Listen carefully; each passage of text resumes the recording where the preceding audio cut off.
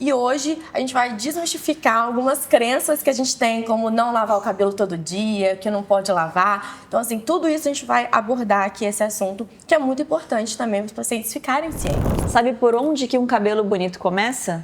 Por um couro cabeludo saudável. Seja muito bem-vindo e bem-vinda a mais um Papo Íntimo da Clínica MWB, com as maravilhosas médicas da MWB. Hoje para falar sobre esse assunto que é pouquíssimo falado, aliás, eu estou super curiosa para aprender um pouco mais, que é sobre o tratamento, os cuidados com o couro cabeludo, que é chamado de Scalp Care. E para esse papo eu estou aqui com as minhas amigas Malu e Aline, e elas vão explicar tudo o que você vai fazer, começando no couro, para que isso reflita nos seus fios.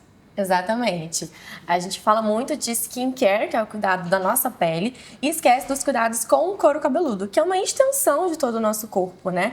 Então, o couro cabeludo saudável vai melhorar o teu fio, então vai evitar que você tenha alguma dermatite, que é muito comum na população brasileira, porque a gente tem a maioria dos pacientes tem um couro cabeludo mais oleoso. Sim. E hoje a gente vai desmistificar algumas crenças que a gente tem, como não lavar o cabelo todo dia, que não pode lavar. Então, assim, tudo isso a gente vai abordar aqui, esse assunto, que é muito importante também para os pacientes ficarem cientes. Isso. E aí muitas pessoas perguntam, falam assim, Aline, o que eu posso ter no couro cabeludo, né? É o que a Malu falou, a dermatite seborreica, que é a caspa do couro cabeludo, a sensibilização, então tem paciente que fala, meu couro cabeludo dói, eu tenho um couro cabeludo sensível, né? E a gente também tem as quedas, né? Então a gente hoje vai abordar um pouquinho dos cuidados do couro cabeludo. Sem esquecer também da psoríase de couro cabeludo, que ela é muito confundida com a dermatite, né? Então a gente tem alguns casos de pacientes que elas tinham psoríase, foram tratadas com dermatite e não resolvia. E aí, fazendo o tratamento certo ali daquele couro, a gente teve resultados. Exatamente. Muitas vezes a gente tem paciente que tem a psoríase e também a dermatite seborreica, né? Que é a seborríase. Que é a seborríase, que a gente chama. Então, falando um pouco mais sobre a dermatite seborreica, que é uma condição muito comum na população, ela é uma dermatite do couro cabeludo causada por um fungo.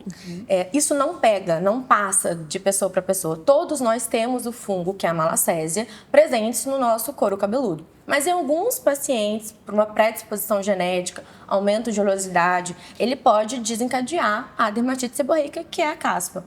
E ela não está só presente no couro cabeludo e também pode dar no rosto. É muito comum dar na sobrancelha, cantinho do nariz, região retroesternal, que é aqui no meio do peito.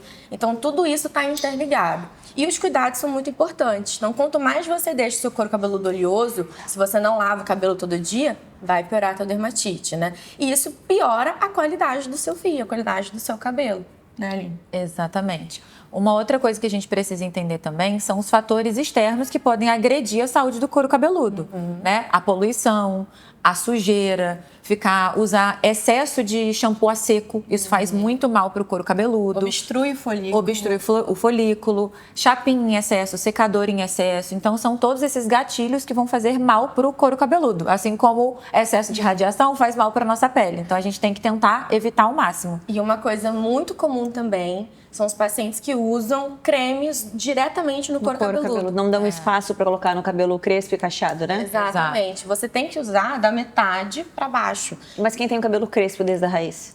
Então, não é indicado. Realmente não pode usar, porque o creme ele vai obstruir o folículo. Ele vai fazer uma camada, né, uma película ali, e não vai deixar o shampoo penetrar.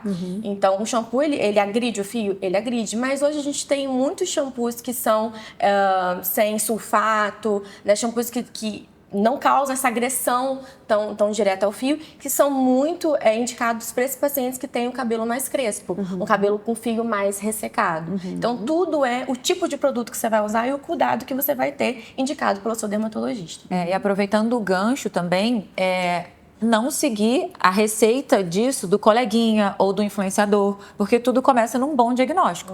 O couro cabeludo seco, o cuidado é completamente diferente de um couro cabeludo que é muito oleoso. O couro cabeludo com dermatites, né, como psoríase, dermatite seborreica ou outras condições, ele vai ter que ser um cuidado específico. Então, o diagnóstico preciso, o tratamento preciso para cada um é totalmente diferente, né? E quando a gente fala de scalp care, quais são os principais cuidados que a gente tem que ter no dia a dia?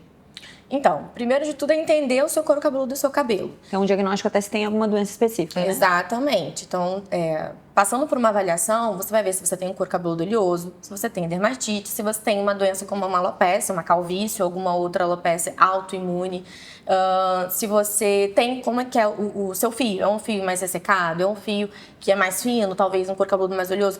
Então, tudo isso vai depender, a sua rotina vai depender do seu tipo de cabelo. Mas eu já adianto que não tem problema você lavar o cabelo todo dia se o seu couro cabeludo necessita que seja lavado, se seja um couro cabeludo oleoso. Você tem que entender, o meu fio é um couro cabeludo oleoso, eu tenho que lavar todo dia. Então, não tem problema. Então, a tua rotina vai depender do seu tipo de cabelo, do couro cabeludo. E aí é um mundo à parte, né? Porque a gente tem o shampoo adequado, o tônico adequado, às vezes sérums, fortalecedores ou calmantes para evitar irritação. Esfoliantes também, né? Esfoliantes. Óleos também para remoção das caspas. Óleos. Às vezes a gente faz alguns prebióticos também para a gente poder fazer o controle da inflamação e Tem que tudo. nem pele, gente. Então, a gente vai tratar conforme a especificidade do seu couro cabeludo.